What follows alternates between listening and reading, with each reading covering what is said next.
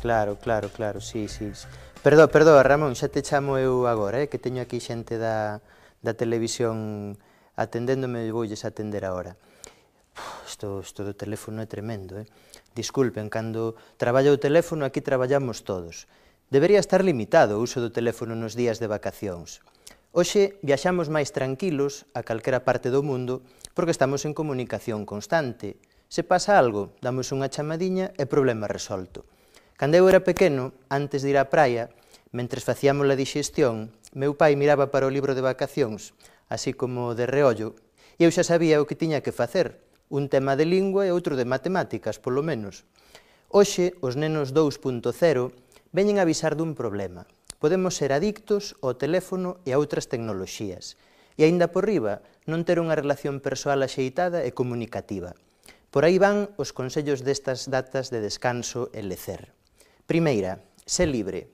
Os bancos, os impostos, as normas todas cantas hai, mire que mandan en nós, No verán, estírate e sinte que eres fillo de Deus, libre como un paxariño, auténtico, valioso por ti mesmo. 2. Saborea o bo. A austeridade, nas vacacións, descubre o verdadeiramente importante, a valía da túa familia e dos teus amigos, que están moi por riba dos caprichos que poidas mercar.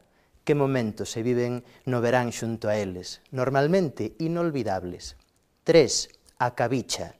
Nos paneis de tráfico, fálasenos estes días das colillas e outros obxectos perigosos contra a natureza. Os cristiáns coidamos durante todo o ano da casa que Deus nos deu para vivir. 4.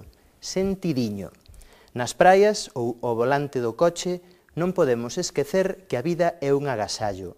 A dos outros tamén.